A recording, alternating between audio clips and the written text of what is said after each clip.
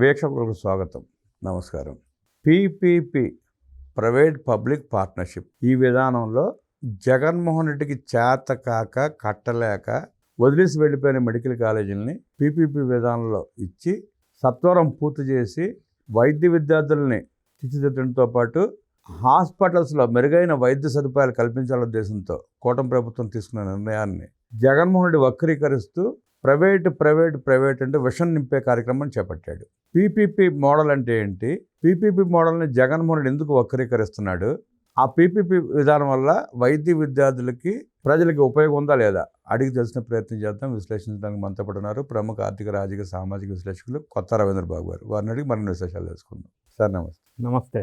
కూటమి ప్రభుత్వం పీపీపీ విధానంలో మెడికల్ కాలేజీలని ప్రైవేట్ పబ్లిక్ భాగస్వాములు ఇచ్చి సత్వరం పూర్తి చేయాలనే సంకల్పంతో ముందుకు వెళ్తూ ఉంది. దాన్ని వక్రీకరిస్తూ జగన్మోహన్ రెడ్డి ఆయన పార్టీ నాయకులు ప్రైవేట్ పరం అంటూ విషప్రచారం చేస్తున్నారు. జగన్మోహన్ రెడ్డి చేస్తున్న విషప్రచారాన్ని ఎట్లా చూస్తారు? పీపీపీ విధానాన్ని ఎలా చూస్తారు? ఇప్పుడు పబ్లిక్ ప్రైవేట్ పార్ట్నర్షిప్ ఇనిషియేటివ్ అనేది ఒక successful model formula not only in India, in the world. అది ప్రైవేటైజేషన్ రెండు బోత్ ఆర్ నాట్ సేమ్. రెండు ఒకటే అయితే ఒకే పేరు ఉండేది. ఆ ప్రైవేటైజేషన్ అన్న టర్మ్ వేరు, దాని మీనింగ్ వేరు. పబ్లిక్ ప్రైవేట్ పార్ట్నర్షిప్ ఇనిషియేటివ్ అనే మీనింగ్ వేరు, దాని కాన్సెప్ట్ వేరు, దాని ఆపరేటింగ్ మోడల్ వేరు. సో రెండు ఒకటనేది ఎలా ఉంది అని అంటే, ఇప్పుడు డేటా సెంటర్కి కాల్ సెంటర్కి ఒకటే అన్నట్టుగా ఉంది. అంటే సంబంధం లేని హేతుబద్ధమైన ఆలోచన లేని ప్రజల్ని మభ్యపెట్టే విధంగా ప్రైవేటైజేషన్ అంటున్నారు. ఇప్పుడు పబ్లిక్ ప్రైవేట్ పార్ట్నర్షిప్ ఇనిషియేటివ్ అంటే మొత్తం భారతదేశంలో హైవేస్, నేషనల్ హైవేస్ అన్నీ పీపీపీ మోడల్లో నిర్మించబడ్డవి. అంటే ఎవడైతే నిర్మించాడో ఆ నేషనల్ హైవేస్ మొత్తం ఆడియనా అంటే పీపీపీ అంటే ప్రధానంగా ఒక్క మాటలో చెప్పాలి అని అంటే design, built, own, operate, transfer. వాళ్ళు డిజైన్ చేసుకుంటారు, నిర్మిస్తాడు, ఆపరేట్ చేస్తాడు. 30 సంవత్సరాల తర్వాత లేదా 33 సంవత్సరాల తర్వాత గవర్నమెంట్కి ట్రాన్స్ఫర్ చేస్తాడు. ఇది మోడల్. ఇప్పుడు ఒకటి నేను ఎగ్జాంపుల్ నేషనల్ హైవే చెప్పా. 2 పోర్ట్లు, ఇది పీపీపీ మోడల్. 3వది ఎయిర్పోర్ట్స్, అది హైదరాబాద్ ఎయిర్పోర్ట్ కావచ్చు, ఢిల్లీ ఎయిర్పోర్ట్ కావచ్చు, ముంబై ఎయిర్పోర్ట్ కావచ్చు. సో ఇది ప్రైవేటైజేషన్కి ఇవ్వాల పీపీపీ మోడల్లో నిర్మించారు. తర్వాత మెట్రో రైల్స్ ఇన్ ఇండియా కాదు, ఇన్ అదర్ కంట్రీస్ ఆల్సో. ఇప్పుడు ఫర్ ఎగ్జాంపుల్ హైదరాబాద్ మెట్రో రైను ఎల్ఎన్టీ వాళ్ళకి పీపీపీ మోడల్లో ఇచ్చారు. వాళ్ళు ఇప్పుడు మేము నిర్వహించలేము అన్నప్పుడు తెలంగాణ ప్రభుత్వం వాళ్ళు టేక్ ఓవర్ చేశారు, చేయవలసి వచ్చింది. అదే ప్రైవేటైజేషన్కి ఇచ్చి ఉంటే వాడి సొంతం, అది మళ్ళీ వెనక్కి ప్రభుత్వానికి ఇచ్చేయడానికి ఛాన్స్ లేదు కదా. ఈ సూక్ష్మమైన డిఫరెన్స్ని ఎందుకు అందరికీ తెలిసినా కూడా వైఎస్ఆర్ కాంగ్రెస్ పార్టీ ఎందుకో తప్పటడుగేసింది ఈ విషయంలో. అంటే ప్రజల్ని కన్ఫ్యూజ్ చేసే ప్రయత్నంలో భాగంగా చేస్తున్నారంటారా? అంటే ప్రజల్ని కన్ఫ్యూజ్ చేయటం కంటే ముందు వాళ్ళు కన్ఫ్యూజ్ అయ్యారు. ఒకటి, ప్రజల్లో క్లారిటీ ఉంది. వాళ్ళు రేపు ప్రజలు రకరకాల సోషల్ మీడియా ద్వారా అన్నీ తెలుసుకోగలుగుతున్నారు. వీళ్ళు తెలుసుకోలేకపోతున్నారు. ఎవరో మిస్గైడ్ చేస్తున్నారు కన్సల్టెంట్స్. సంథింగ్ నాకు కొద్దిగా తేడా కొడుతుంది వాళ్ళ ఆలోచన విధానంలో. ఇప్పుడు ఒక ఎగ్జాంపుల్, రెండో ఎగ్జాంపుల్ నేను చెప్తా. ఇప్పుడు భారతదేశంలో ఈ పీపీపీ మోడల్ అనేది చాలా అత్యున్నతమైన మోడలు. దీని ద్వారా త్వరితగతిన ఇన్ఫ్రాస్ట్రక్చర్ డెవలప్ అవుతుంది. కోర్టులు, బంగళాలు, కోర్టు బిల్డింగ్స్ కూడా ప్రభుత్వ ధనంతో కట్టాలంటే చాలా లేట్ అవుతుంది. దీన్ని కూడా పీపీపీ మోడల్లో కడితే తొందరగా డెవలప్ అవుతుంది న్యాయస్థానాలు అని హైకోర్టు వాళ్ళు వ్యాఖ్యానించారు. ఇంకొక అంశం, ఈ పీపీపీ మోడల్ మీద మెడికల్ కాలేజెస్ విషయంలో ఏంటి చేద్దాము, మెడికల్ సీట్లు పెంచాలంటే ఏం చేయాలి అని చెప్పి సెంట్రల్ గవర్నమెంట్ వాళ్ళు పార్లమెంటరీ స్టాండింగ్ కమిటీ ఒకటి ఫామ్ చేశారు. 11 మంది పార్లమెంటు సభ్యులతోటి వాళ్ళు అన్ని రాష్ట్రాలు పూర్తి స్థాయిలో విశ్లేషణ చేసి, స్టడీ చేసి వాళ్ళు ఒక రికమెండేషన్స్ సెంట్రల్ గవర్నమెంట్కి సబ్మిట్ చేశారు. ఆ 11 మంది ఎంపీ బృందంలో వైఎస్ఆర్ కాంగ్రెస్ పార్టీకి చెందిన డాక్టర్ గురుమూర్తి, తిరుపతి ఎంపీ ఉన్నాడు. YSR Congress party MP doctor Gurumurthy, Jaganmohan Reddy personal doctor Gurumurthy. Jaganmohan Reddy గారు పాదయాత్ర చేసినప్పుడు ఆయన పాదాలను జాగ్రత్తగా కాపాడిన డాక్టరు. దానికి ప్రతిఫలంగా ఆయన ఎంపీ సీట్ ఇచ్చాడు. ఆ ఎంపీ ఈ స్టాండింగ్ కమిటీ రికమెండేషన్స్ చేసిన ఎంపీల్లో ఉన్నాడు. వాళ్ళు ఒక రిపోర్ట్ సబ్మిట్ చేశారు, సైన్ చేసి ప్రభుత్వానికి. అందులో గురుమూర్తి గారి సైన్ ఉంది. అంటే పీపీపీ విధానం కరెక్టేనని. అదే ఉండాలి. అది ఉంటే మెడికల్ కాలేజెస్ విపరీతంగా వృద్ధి చెందుతాయి, సీట్లు ఎక్కువ వస్తాయి, మెడికోస్కి డెవలప్మెంట్ అవుతుంది, రోగులకు ఉపయోగం జరుగుతుంది అని పెద్ద ఎత్తున ఒక గ్రాఫిక్ ప్రజెంటేషన్ ఇచ్చారు వాళ్ళు. ఇంకొక మాట, ఈ మాట ఎందుకన్నానంటే, ప్రస్తుతం 1,00,000 మెడికల్ సీట్స్ ఉంటే 20 లక్షల మంది విద్యార్థులు పోటీ పడుతున్నారు. దీన్ని, ఈ పర్టికులర్ పాయింట్ని వాళ్ళు గ్రాఫికల్ ప్రజెంటేషన్లో ప్రజెంట్ చేశారు. దీని నుంచి బయటపడాలి అంటే encouraging private investment in the medical colleges only the option అన్న వర్డ్ యాజ్ ఇట్ ఈజ్ రాశారు వాళ్ళు. అంటే వాళ్ళు రికమెండ్ చేశారు, ఆ ఎంపీ రికమెండ్ చేశారు, వాళ్ళ MP YSR Congress party MP Gurumurthy recommend చేశాడు, సైన్ చేశాడు తిరుపతి ఎంపీ. ఎస్. ఇప్పుడు వీళ్ళు మరి పీపీపీకి అగనెస్ట్గా ఉద్యమం తీసుకున్నారు. ఈ బృందం కలిసి నిర్మలా సీతారామన్ గారిని కలిశారు, సబ్మిట్ చేశారు మెమరాండం. ఇప్పుడు నిర్మలా సీతారామన్ గారు అడిగారు, ఏంటి ప్రైవేటైజేషన్ అంటున్నారు కదా, నిజంగా ప్రైవేటైజేషన్ చేస్తున్నారా అని. లేదండి పీపీపీ అన్నారు. మరి పీపీపీ అంటే ప్రైవేటైజేషన్ ఎట్లా అవుతుంది అని అడిగింది ఆమె. ఇంకొక పాయింట్ చెప్తా నేను. నేషనల్ మెడికల్ కౌన్సిల్ వాళ్ళు ఈ పీపీపీ మోడల్ అనేది పెట్టుకుంటే రాష్ట్రాల్లో మెడికల్ కాలేజెస్ బాగా డెవలప్ అవుతాయి, that is the only way out to increase the medical seats in the states అని వాళ్ళు చెప్పారు. ఇంకొక విషయం చెప్తా, నీతి ఆయోగ్ వాళ్ళు పీపీపీ మోడల్లో రాష్ట్రాల్లో ఇన్ఫ్రాస్ట్రక్చర్ని డెవలప్ చేసుకుంటూ పోతే త్వరితగతిని డెవలప్ అవుతుందని వాళ్ళు చెప్పారు. ఇన్ని రకాల రికమెండేషన్స్ ఉంటే, ఇంత డిఫరెన్స్ ఉంటే ప్రైవేటైజేషన్కి పీపీపీకి, మరి పీపీపీని ప్రైవేటైజేషన్ అని ఎలా అంటున్నారు? ఇంకొక అంశం చెప్తా. జగన్ రెడ్డి గారు గవర్నమెంట్లో ఉన్నప్పుడు అధికారంలో జీవో నంబర్ 107/108 జీవో రిలీజ్ చేశారు. ఆ జీవోలో డీటెయిల్డ్ ఏంటంటే సూక్ష్మంగా 3 పాయింట్లు చెప్తా. జనరల్ కేటగిరీ సీటుకి 15,000 ఫీజు నిర్ధారణ చేశారు. ఎన్ఆర్ఐ సీటుకి 20 లక్షల ఫీజు నిర్ధారణ చేశారు. మేనేజ్మెంట్ కేటగిరీ సీటుకి 12 లక్షలు డిసైడ్ చేశారు. ఈ ఫీజు ఏదైతే జగన్ రెడ్డి గారు అప్పట్లో జీవో ద్వారా ఫిక్స్ చేశారో same to same as it is ఇప్పుడు పీపీపీలో ఉన్న కాలేజెస్కి, గవర్నమెంట్ కాలేజెస్కి ఆయన డిసైడ్ చేసిన జీవో ప్రకారమే సేమ్ అమలు అవుతున్నాయి. సేమ్ రిజర్వేషన్స్ అమలు అవుతున్నాయి. సీట్ల సంఖ్య పెరుగుతుంది. 20 సంవత్సరాల్లో పూర్తి కావాల్సిన మెడికల్ కాలేజెస్ 2 సంవత్సరాల్లో పూర్తి అవుతున్నాయి. ఇంకొక అంశం, వరల్డ్ క్లాస్ ఫెసిలిటీస్ అందుబాటులోకి వస్తున్నాయి. అంటే ప్రభుత్వ ఆధీనంలో ఉండే కాలేజెస్ కంటే ఇవి మెరుగు సేవలు అందిస్తున్నాయి, అంటే వరల్డ్ క్లాస్ ఫెసిలిటీస్. ఇంకొక అంశం మాట్లాడతాను నేను. ఆరోగ్యశ్రీ అనే పథకం జగన్ రెడ్డి గారి తండ్రి వాళ్ళ మానస పుత్రిక, అది కూడా ప్రైవేట్ కాలేజెస్కి ఇచ్చారు కదా ట్రీట్మెంట్. మరి అది ప్రైవేటైజేషన్ అంటారా? ఇంకొక మాట చెప్తా. 104, 108 అతి ప్రతిష్టాత్మకమైన స్కీమ్స్ జగన్ రెడ్డి గారి తండ్రి హయాంలో. జగన్ రెడ్డి గారి హయాంలో ఈయన ఏం చేశాడు, అరబిందో ఫామ్కి మెయింటెనెన్స్కి ఇచ్చాడు. 104, 108 సేవలు అందిస్తున్నాయి, కానీ మెయింటెనెన్స్ అరబిందో ఫామ్కి ఇచ్చారు, ప్రైవేట్ వాళ్ళకి. మరి అది జగన్ రెడ్డి గారే ఇచ్చారు. సో ఎక్కడా డిఫరెన్స్ లేనప్పుడు, తర్వాత ఇంకా మెరుగైన వైద్య సేవలు అందుతున్నప్పుడు, రిజర్వేషన్స్ కూడా సేమ్ ఉన్నప్పుడు, అంటే ఫ్రీ, ఓపీ ఫ్రీ, సీట్ల సంఖ్య పెరుగుతుంది, ఇన్ని ఎక్కువ మెరుగు అయిన సేవలు అందించడం కోసం ఏర్పడితే ఇందులో ప్రైవేటైజేషను పీపీపీ వద్దు అని అనటంలో ఏమన్నా అంటే హేతుబద్ధమైన వాదన ఎక్కడుంది? పాయింట్ ఎక్కడుంది? లాజిక్ ఎక్కడుంది? అంత మూర్ఖపు వాదన ఎందుకు చేస్తున్నాడండి? అంటే ప్రజల్లో ఐడియల్గా ఉంచితే ప్రజలు డిటాచ్ అయిపోతారు పార్టీకి. ఏదో ఒక ఉద్యమం రూపంలో ప్రజలను యాక్టివ్లో ఉంచాలా, వాళ్ళ కరడుగట్టిన వైఎస్ఆర్ కాంగ్రెస్ పార్టీ శ్రేణుల్ని ఈ విధంగా ఉంచటం వల్ల ప్రజలు కొద్దిగా పార్టీకి కొంత యాక్టివ్లో ఉంటారు. అంటే యాక్టివ్లో ఉంచుకోవటానికి ఇక్కడ తను చేసిన తప్పిదాలని తనే ఎత్తు చూపుకుంటున్నట్టు ఉంటుంది. ఇప్పుడు 7 కాలేజీలు పూర్తి అయిపోయినాయి, అడ్మిషన్ స్టార్ట్ అయిపోయినాయి అన్నాడు. ఇంకో 10 కాలేజీలు పూర్తి కావాలన్నాడు. 5,000 కోట్లు పెడితే పూర్తి అయిపోతాయి అంటున్నాడు. జగన్మోహన్ రెడ్డి పరిపాలనలో నాబార్డు నుంచి 5,000 కోట్ల రూపాయలు తీసుకొచ్చి 1,400 కోట్ల రూపాయలు మాత్రమే ఖర్చు పెట్టి, దాంట్లో కూడా 950 కోట్లు మాత్రం బిల్లులు చెల్లించి, మిగతా 4,050 కోట్ల రూపాయలు ఏం చేశాడో ఇంతవరకు చెప్పలే సమాధానం. అక్కడ నేను ఇంకా కొద్దిగా మీరు అన్నదానికంటే కొద్దిగా ముందు స్టార్ట్ చేస్తాను. నా హయాంలో 17 మెడికల్ కాలేజెస్ తెచ్చాను అన్నాడు ఆయన. అసలు ఆయన తెచ్చేది మరి బూతు. ఆయన తెచ్చేదేంటి? మెడికల్ కాలేజెస్ అన్ని రాష్ట్రాల్లో central government initiative, central government funding ద్వారా ఏర్పాటు అవుతున్నటువంటి కాలేజెస్ అయినప్పటికీ 17 కాలేజెస్ సెంట్రల్ వాళ్ళు ఇచ్చిన ఫండ్స్ యూటిలైజ్ చేసుకొని ఆయన హయాంలో పూర్తి చేయకుండా మొండి గోడలతో అట్లా వదిలేసి సెంట్రల్ గవర్నమెంట్ ఇచ్చిన ఫండ్స్ యూటిలైజ్ చేసుకోలేకపోయాడు. ఒకటి, నర్సీపట్నం దగ్గర రీసెంట్ కొన్ని నెలల క్రితం ఒక ఉద్యమం ఏదో తీసుకున్నాడు. ఆయన చూపించాడు మొండిగోడలను కట్టానని చూపించాడు కదా. ఆ నర్సీపట్నం కాలేజీకి ఈయన ఖర్చు పెట్టింది 30 కోట్లు, మదనపల్లి కాలేజీకి ఈయన ఖర్చు పెట్టింది 7 కోట్లు. సో ఆయన పూర్తి చేయవలసిన సెంట్రల్ గవర్నమెంట్ ఫండ్స్ను కూడా యూటిలైజ్ చేసి పూర్తి చేయకుండా అట్లా వదిలేసి, మరి ఆ విధంగా పూర్తి చేయాలంటే 20 సంవత్సరాలు పడుతుంది. అది కరెక్టా? 2 సంవత్సరాల్లో పూర్తి చేసి వరల్డ్ క్లాస్ ఫెసిలిటీస్తో ప్రజలకు అందుబాటులోకి తీసుకురావడం కరెక్టా? అసలు 4,000 కోట్లు ఏం చేశాడు సార్? అది మిస్యూటిలైజేషన్ ఆఫ్ ఫండ్స్.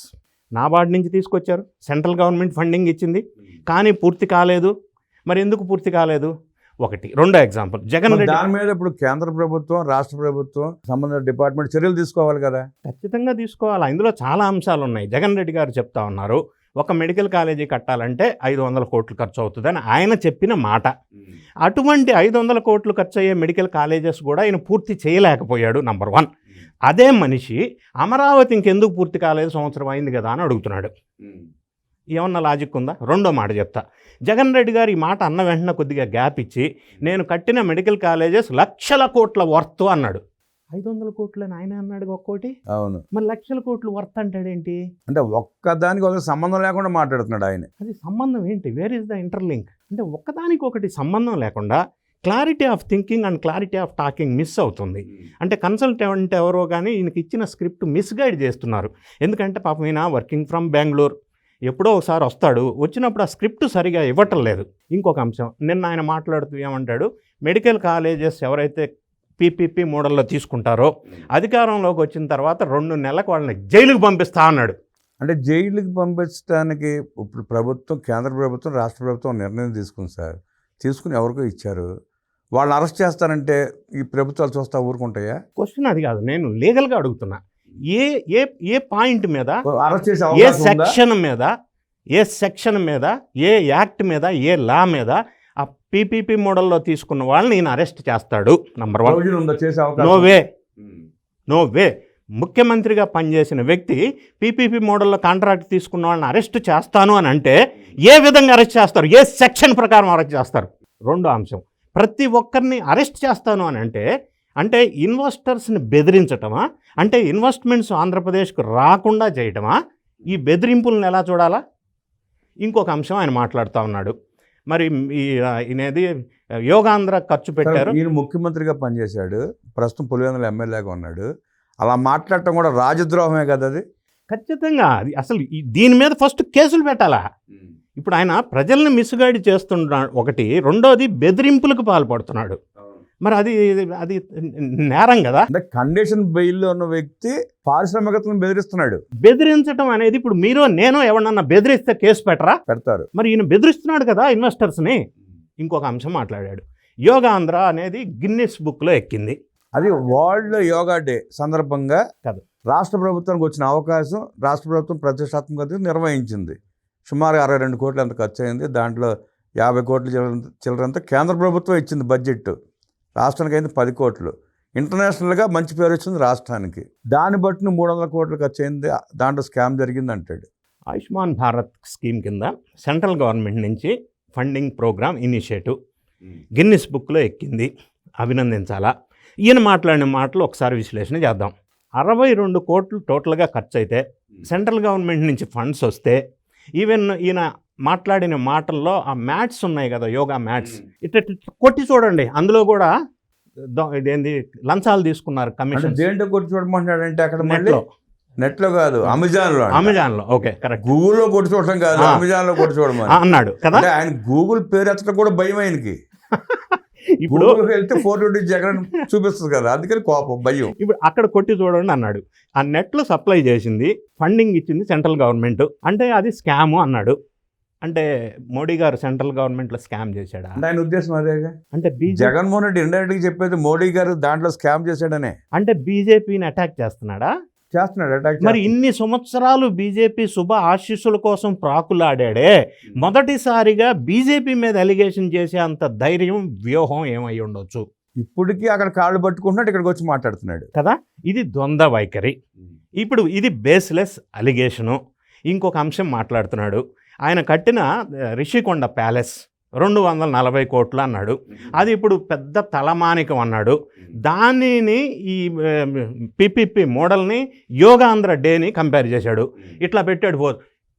యోగాంధ్ర ఏందబ్బా ఇది ఇట్లా అన్నాడు. అంటే వెటకారమా? అంటే మోడీ గారు తీసుకున్న ఇనిషియేటివ్ని విమర్శించటమా? రిషికొండ ప్యాలెస్ 240 కోట్లు అన్నాడు, 500 కోట్లు అది. ఇప్పుడు తలమానికం అంటాడు. ఎక్కడ తలమానికం? ఒక నెలకి 84 లక్షలు కరెంటు బిల్లు వచ్చి అది ఒక వైట్ ఎలిఫెంట్గా మారితే గతంలో ఉన్నప్పుడు ఆ రిసార్ట్ ఉన్నప్పుడు 7 కోట్లు పర్ ఇయర్ ఇన్కమ్ వచ్చేది.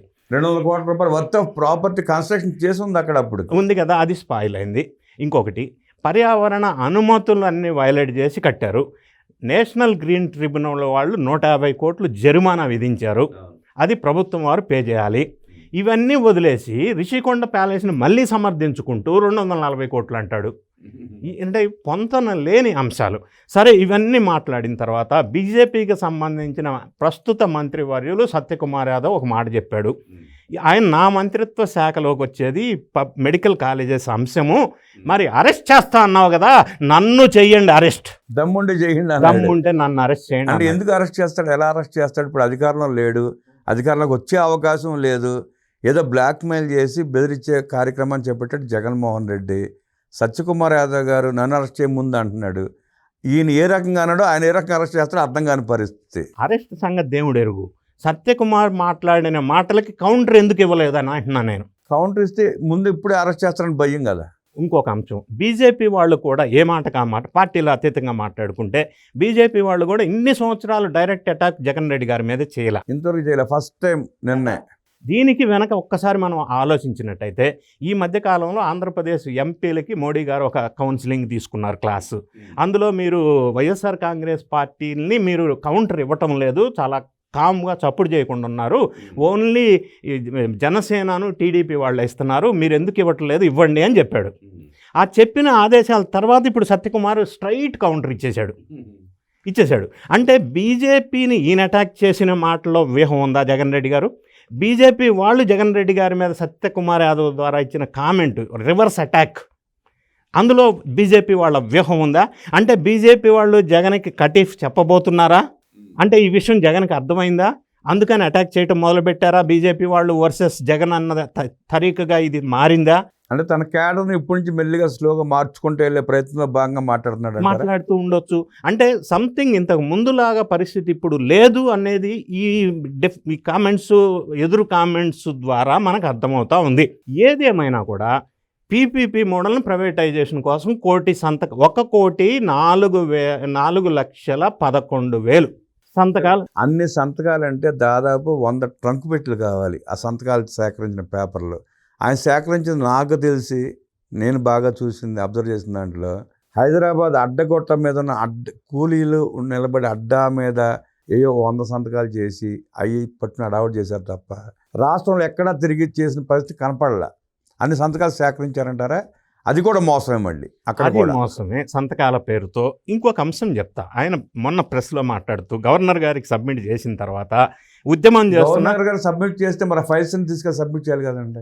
అది చేశారో లేదో తెలియదు, ఎక్కడ పెట్టారో లేదో తెలియదు, దానికి స్పేస్ ఎంత కావాలో తెలియదు. ఇది ఒక పెద్ద సబ్జెక్టు. అయ్యేం చూపించాలి, ఆ ఫోటోలు విజువల్స్ ఏం చూపించాలి, ప్రాక్టికల్గా పెద్ద సబ్జెక్టు. సరే, అది ఎవరు చెక్ చేస్తారు, అది ఒక వేరే విషయం. అయితే ఇంకొక మాట ఈయన మాట్లాడుతూ, ఇది ఫస్ట్ స్టేజ్ ఆఫ్ ఉద్యమము, నెక్స్ట్ స్టేజ్లో మేము కోర్టు తలుపు కొట్టబోతున్నాం. కోర్టు తలుపులు కట్టబోతున్నాం అంటే ఈ 1,04,00,000 మందితో తీసుకెళ్లి కేసులు ఇప్పిస్తాడా? అంటే కోర్టుకి వెళ్ళి వీళ్ళు ఏమి ప్రజెంట్ చేస్తారు, ఇది అనాలిసిస్ చేద్దాం. ఆయన అన్న మాటల్లో కోర్టుకి వెళ్ళి 1,00,00,000 సంతకాలు సబ్మిట్ చేసి మెమరాండం ఇస్తారు. పీపీపీ మోడల్ అని వీళ్ళు చెప్తా ఉంటే ప్రైవేటైజేషన్ అవుతుంది అని అంటారు. ఆల్రెడీ కోర్టు ఒకసారి ముట్టింది కదా, ఆల్రెడీ అయిపోయింది అది. ఇప్పుడు కోర్టు వాళ్ళు ఏమంటారు, ఇది ప్రైవేటైజేషన్ కాదు కదా, పీపీపీ కదా అంటారు. దానికి వీళ్ళు ఏం సమాధానం చెప్తారు? నంబర్ 1. నంబర్ 2, 1,00,00,000 సంతకాలు ఉన్నాయి కాబట్టి 1,00,00,000 పిటిషన్స్ కింద వేసిస్తామని వీళ్ళు అంటున్నారా? ఒకవేళ అలా అనుకుంటే ఈ 1,00,00,000 మంది ఆధార్ కార్డ్స్ కావాలా? మరి అది సాధ్యమా? కోర్టు మళ్ళీ మొట్టికాయలు వేసే అవకాశం ఉంది కదా. ఎందుకంటే కోర్టు గతంలోనే చెప్పింది పీపీపీ మోడల్ కరెక్టు, ప్రైవేటైజేషన్ కాదు అని. మరి ఇప్పుడు మళ్ళీ కోర్టు మెట్లు ఎక్కుతాను అని అంటే మళ్ళీ ఇంకో రకంగా అసలు ఏ విధంగా ఇదంతా రివర్స్ బూమ్రాంగ్ అవుతుంది అన్న విషయం స్పష్టంగా మన సామాన్య ప్రజలకు అర్థమవుతుంది కదా.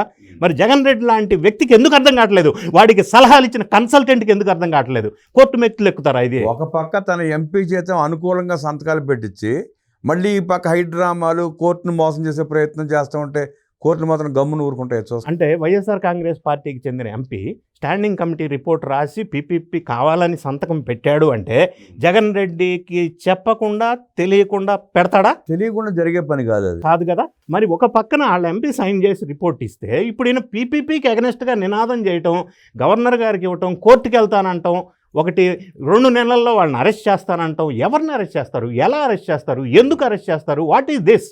ఆయన మాట్లాడిన మాటల్లో ఒక్క మాట కూడా వాస్తవానికి దగ్గరగా లేదు. లక్షల కోట్లు దోచుకున్న దోపిడీదారుడు, కేసులు ఎదుర్కొంటున్న ముద్దాయి, సిబిఐ, ఈడీ, ఎన్ఐఏ కేసులు ఎదుర్కొంటున్న భారతదేశంలో ఉన్న అతి భయంకరమైన రాజకీయ నాయకుడు జగన్మోహన్ రెడ్డి, ఏకైక నాయకుడు జగన్మోహన్ రెడ్డి. ఇన్ని కేసులు ఎదుర్కొంటున్నాడు. ఈయన రేపమాప అరెస్ట్ అయ్యే వ్యక్తి, రేపేది నేను వస్తాను అనే భ్రమలో బ్రతుకుతూ నేను వస్తే అరెస్ట్ చేస్తాను అనటాన్ని ప్రజలు ఎట్టా రిసీవ్ చేసుకుంటారంటారు? 30 కేసులు ఎదుర్కొంటున్నటువంటి కరడుగట్టిన ఆర్థిక నేరస్తుడు మాట్లాడితే సరి ప్రతి ఒక్కరి మీద కేసులు పెడతా, 7 సముద్రాల అవతలున్నా తీసుకొచ్చి బట్టలు ఉపదిస్తా అంటే ప్రజల్ని మభ్యపెట్టడం ఒకటే కాదు.